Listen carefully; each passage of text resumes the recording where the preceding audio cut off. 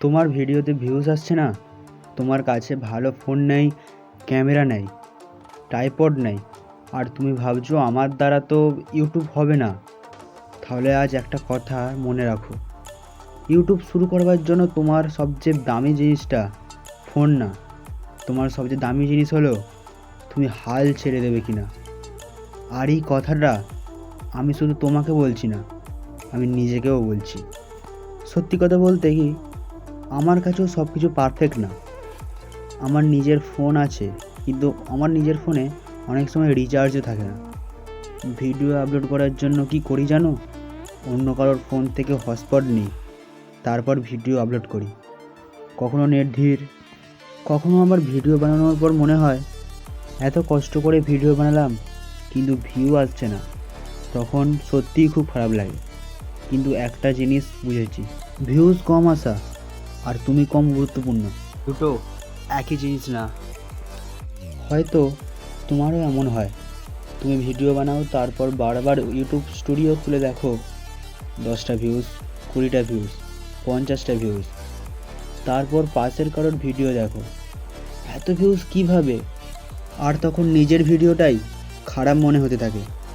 কিন্তু শোনো, আজ যার ভিডিওতে লাখ লাখ ভিউজ, সে কোনো একদিন শূন্য থেকেই শুরু করেছিল। তফাৎ শুধু একটাই, সে শূন্য দেখে ভিডিও বানানো বন্ধ করেনি।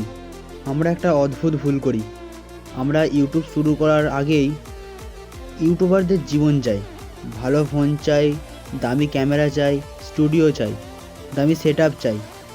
ইউটিউব আসলে এইগুলো দিয়ে শুরু করা যায় না। ইউটিউব শুরু করা হয় একটা আইডিয়া দিয়ে।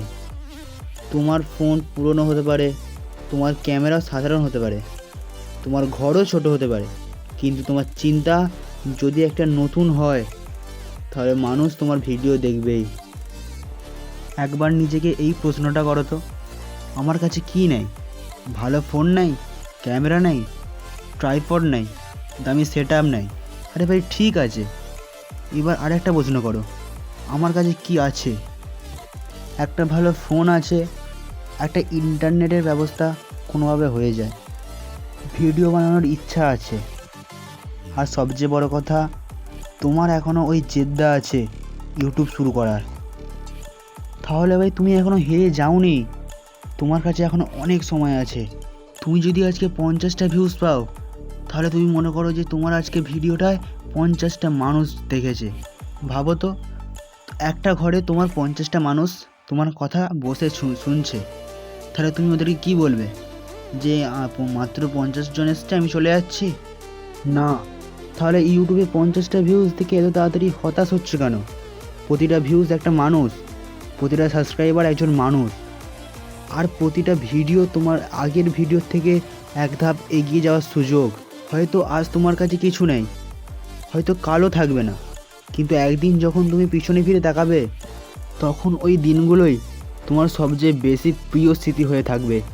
যেদিন তোমার ফোনে কোনো রিচার্জ ছিল না, অন্য কারোর ফোন থেকে হটস্পট কানেক্ট করে ভিডিও আপলোড করেছিলে, ভিউজ আসছিল না, তারপরেও ভিডিও বানিয়েছিলে। সেদিন তোমার কাছে টাকা কম ছিল, কিন্তু স্বপ্নটা ছিল অনেক বেশি। তাই আজ থেকে একটা কাজ করো, ভিউজের জন্য ভিডিও বানাও না, নিজের ভবিষ্যৎ সেই মানুষটার জন্য ভিডিও বানাও, যে একদিন তোমার পুরনো ভিডিওগুলো দেখে বলবে, এই জায়গা থেকে তো শুরু করেছিলাম। আজ যদি তুমি আমার মতো কম রিচ, কম টাকা, কম সেট আপ নিয়ে স্বপ্ন দেখো, তাহলে কমেন্টে শুধু একটা কথা লিখে যাও, আমি শুরু করেছি, আমি থামবো না।